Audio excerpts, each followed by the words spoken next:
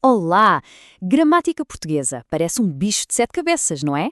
Bom, hoje vamos esquecer aquela ideia de decorar regras sem fim.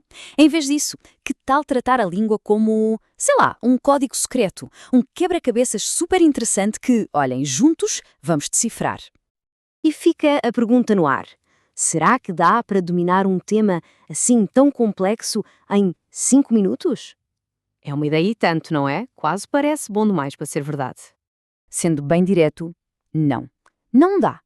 Mas é importante, o que a gente pode fazer é algo bem mais poderoso. A gente pode decifrar o tal código secreto. Pensem nisto. Em vez de decorar regras que a gente esquece, vamos entender a lógica por trás de tudo. Porque quando a gente entende como a máquina funciona, de repente tudo se encaixa. Faz sentido, certo? Ok, então vamos a isso. A nossa missão, se a quisermos aceitar, é mesmo esta: desvendar o código por trás do português. É quase como se fôssemos detetives linguísticos numa grande aventura. Então, qual é a base de tudo?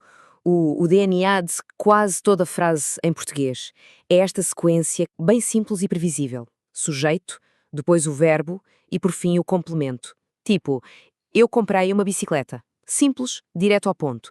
Esta é a nossa fundação, o ponto de partida para decifrar todo o resto. Muito bem, vamos pegar na nossa primeira chave para este código.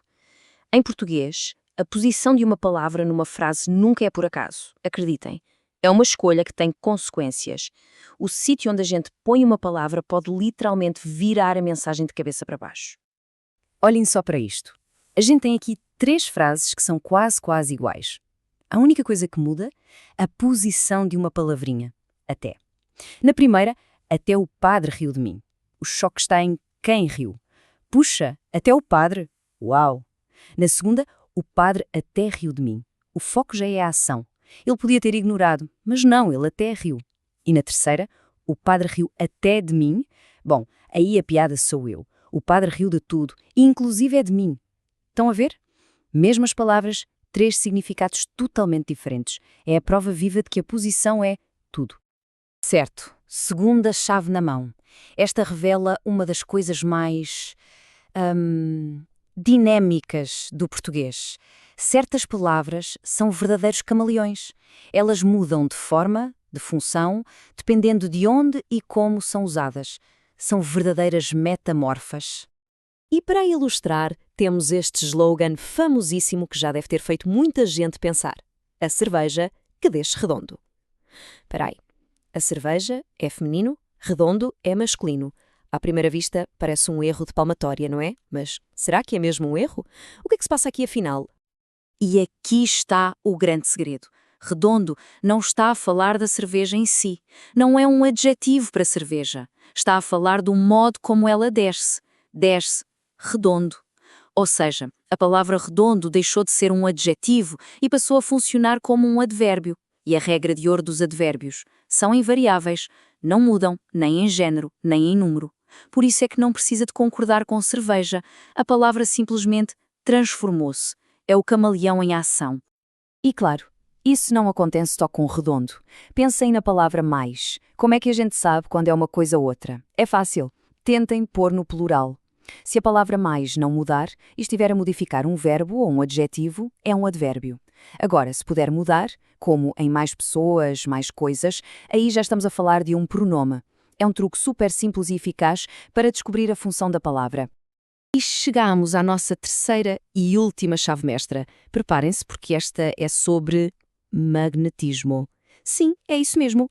Há palavras em português que têm uma força de atração tão grande que funcionam como verdadeiros ímãs para os pronomes, puxando-os para perto de si, sempre para antes do verbo. E quem são estes ímãs? Bem, a lista inclui palavras negativas, como não ou nunca, alguns advérbios como aqui, agora, conjunções como que e quando e vários tipos de pronomes. A regra é esta: se uma destas palavras estiver na frase antes do verbo, o pronome é puxado para a frente. É uma força quase física, irresistível. Vamos ver isto na prática. Olhem para a frase quando se precisa de ajuda. A palavra quando está ali a funcionar como um ímã. E o que é que ela faz? puxa o pronome se para a frente do verbo. É por isso que dizer quando precisa-se soa esquisito aos nossos ouvidos. A força de atração do quando é mais forte. E mais um exemplo só para afirmar a ideia. Embora me dedique, é a mesma história. Embora é outra dessas palavras com poder magnético. E o que acontece? O pronome me é puxado para antes do verbo dedique. A partir do momento em que a gente começa a identificar estas palavras ima, a coisa deixa de parecer uma regra arbitrária e passa a ser, bem, lógica pura. E pronto, com estas 3 chaves na mão, o código começa a fazer sentido. A gramática deixa de ser aquele monstro cheio de regras aleatórias e transforma-se num sistema, com uma lógica interna que é, na verdade, fascinante. Então, vamos resumir. O que é que descobrimos? Que para desvendar a gramática portuguesa bastam estas 3 chaves mestras. Primeiro, posição. O lugar onde a palavra está muda tudo. Segundo, forma. As palavras não são fixas, elas podem mudar de função. E terceiro, atração. Algumas palavras são magnéticas. Com estas 3 ideias simples, qualquer frase pode ser analisada de uma forma totalmente nova e muito mais clara. E no fundo, é isto. Quando a gente encara a gramática como um código para decifrar, aprender deixa de ser uma obrigação e passa a ser uma descoberta. A grande questão que fica agora não é o que é que eu preciso de decorar, mas sim o que é que eu quero entender a seguir. Fica a pergunta, que outro código está por aí à espera de ser decifrado?